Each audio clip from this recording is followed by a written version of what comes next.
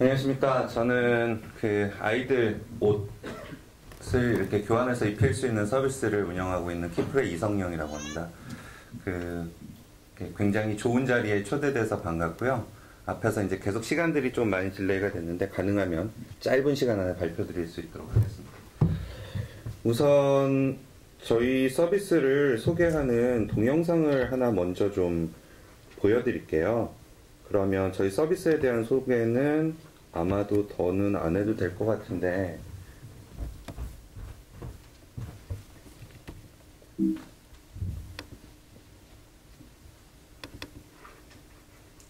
혹시 보신 분도 있으실지 모르겠는데 우리들은 계속 잘합니다.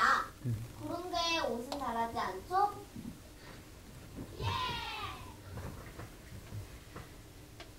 작아져서 못 입게 된 옷을 꺼내요. 동생이나 사촌 혹은 엄마 친구들에게 선물하기도 합니다. 그런데 아는 사람들끼리 주거나 교환을 하는 건 효율적이지 못한 경우가 있습니다.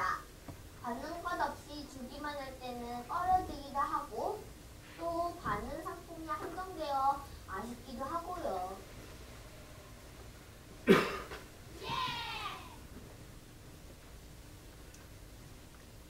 1대1 교환이 아닌 공동체에서의 교환이라면 어떨까요?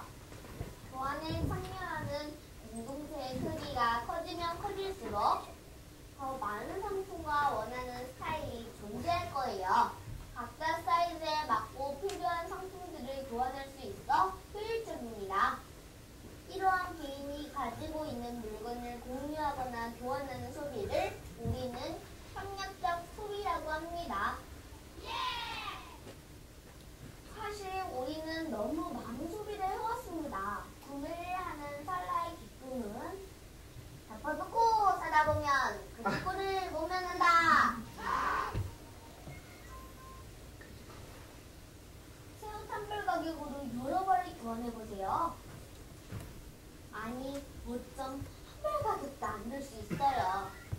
이러한 효율적 소비는 과잉 소비를 억제하고 가게 부담도 줄여줍니다.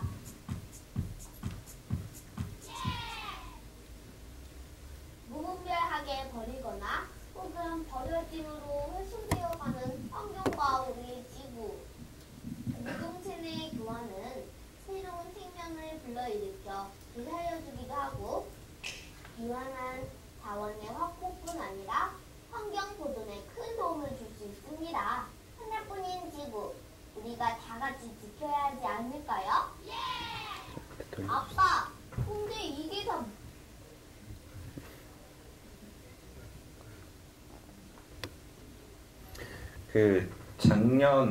작년이죠.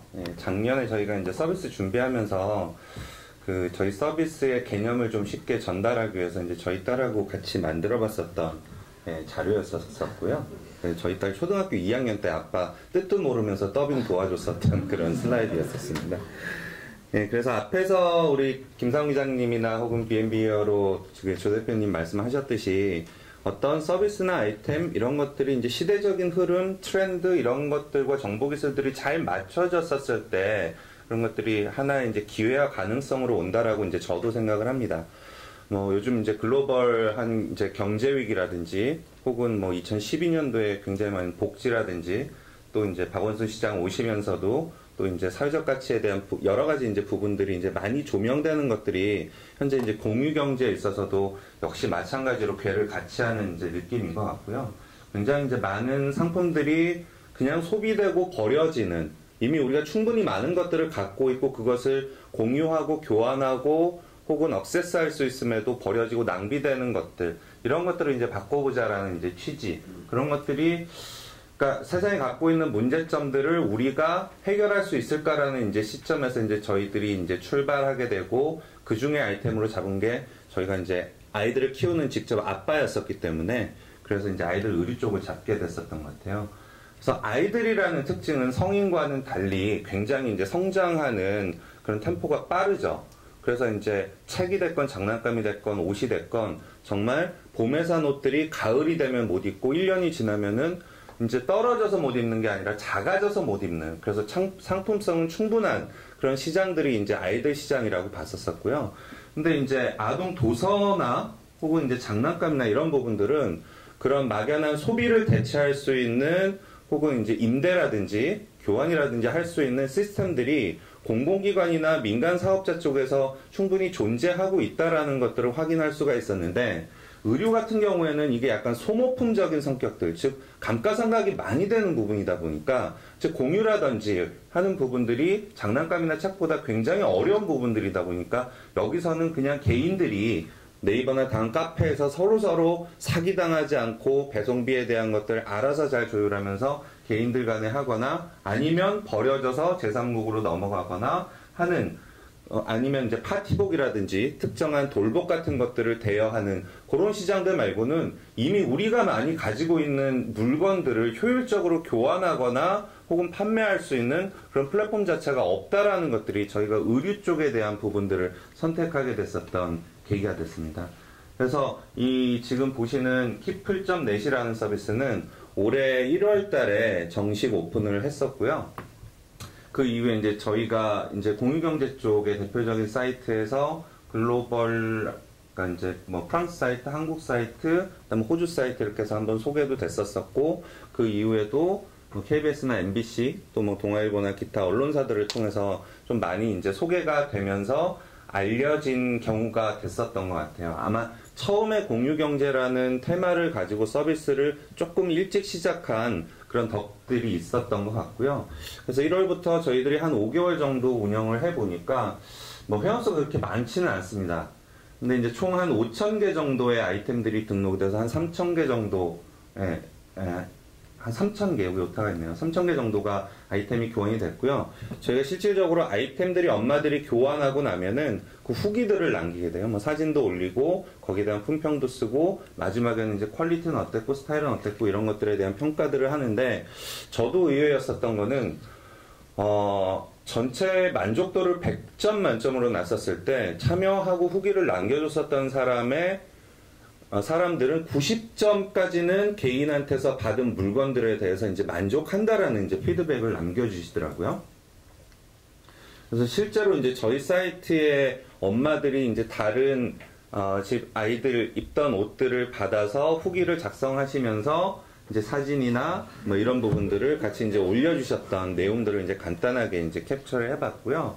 그다음에 실제로 이제 여기 있는 것들은 저희 이제 후기들의 엄마들이 이제 남겨주셨던 그런 메시지들이에요.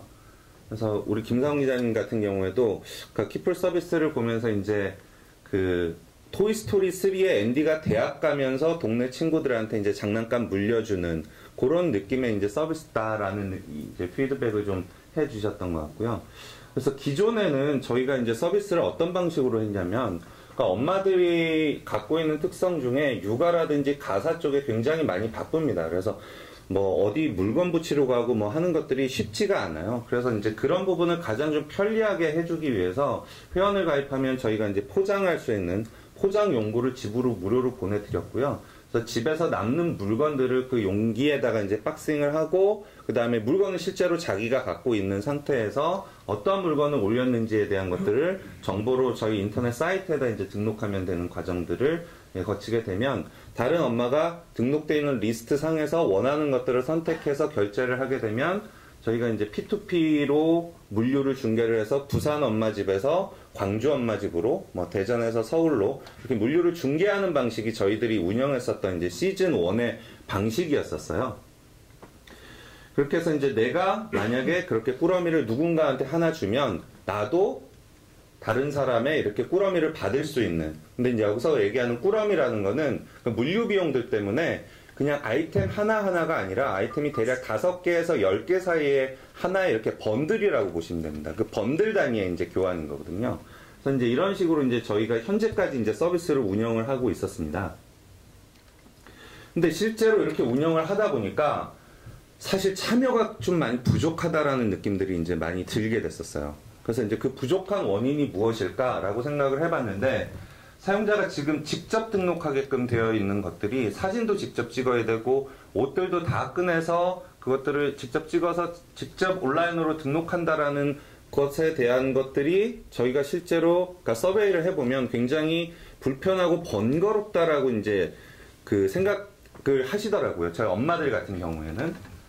그 다음에 이제 아까 말씀드렸던 이제 꾸러미라는 이제 번들 단위로 되다 보니까 만약에 8벌이 옷이 들어있는 꾸러미가 있으면 그 중에 내가 딱 마음에 드는 거는 한두 벌 정도, 두세 벌 정도인데 나머지는 내가 선택한 것이 아니라 그 꾸러미를 패킹한 사람에 의해서 선택된 거를 통으로 받아야 된다라는 사실에 대해서도 좀 많이 불편해 하시는 것 같더라고요. 내가 원하는 것들을 선택할 수 있으면 좋은데 근데 사실 내가 원하는 것들을 선택할 수가 없거든요. 왜냐하면 물건들이 다 이렇게 개인들이 이제 찢어서 가지고 있는 상태다 보니까. 그 다음에 이제 아까도 얘기했듯이 내가 하나를 줘야지만 나도 하나를 받을 수 있게끔 되는 그런 상황들이 존재합니다. 그래서 내가 애써서 그러니까 번들을 만들고 등록을 해놨는데 그 물건이 안 나가고 한 달, 두 달 되면은 이 사람들이 또 스트레스를 받아요. 왜 내 건 안 나가지? 내 건 왜 인기가 없는 거지? 이런 것들에 대한 스트레스. 그 다음에 그 한 달, 두 달 사이에도 내가 원하는 것들을 받고 싶은데 내게 나가지 않아가지고 하지 못하는 그런 불편함들이 또 존재하더라라는 거죠.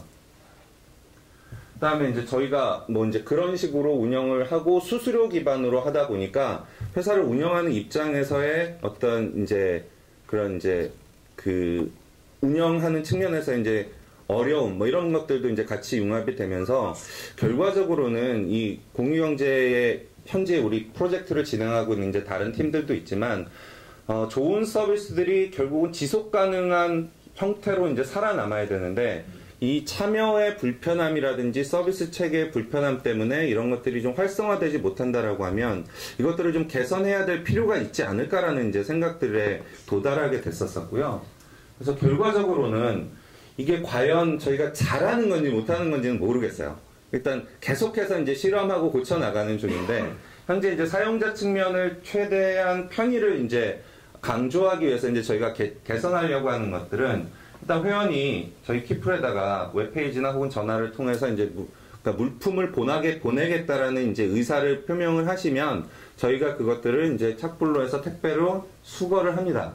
그래서 물품을 평가를 할 때 기존에 이제 이런 이제 기준들이 있어요. 정상적인 물품이어서 내가 누군가한테 받았었을 때 기분 좋은 나눔이 될 수 있을 만한 물건들인지에 대한 판단들이 이루어지고요. 그래서 이 C급에 해당하는 그 아까 기준에 해당하는 것들을 미트하지 못해서 이건 누구한테 줄 수 없는 물건이다라고 하는 것들은 뭐 오켄이라든지 하는 기관들을 통해서 저희가 제3세계에 이제 기부를 하려고 생각을 하고 있고요. 그 다음에 그런 아까 기준들을 잘 맞춰서 이건 누구한테도 받아도 기분 좋은 만한 옷이다 라고 하는 것들은 재활용하고 이건 이제는 이제 수수료 기반이 아닌 판매의 모델로서 이제 가려고 하고요. 그 다음에 B급에 해당하는 부분들, 즉 누군가한테 이제 돈을 내거나 그러니까 판매하거나 교환하기에는 어려운 부분들이다. 그럼 이런 것들은 필요한 사람들한테 등록해서 이제 가지고 갈 수 있게끔 하는 절차를 가지고 가려고 합니다. 또한 헌옷에 대해서 나는 내가 갖고 있는 중고 옷들을 누구한테 주는 것들은 사실은 크게 꺼려지지 않는데 좋은 일이라고 생각하고 필요한 사람한테 주는 거니까 내 아이한테까지 괜히 누가 입던 옷들을 입히는 것들이 좀 꺼림직스럽다라고 생각하시는 분들도 많이 계시는 것 같아요.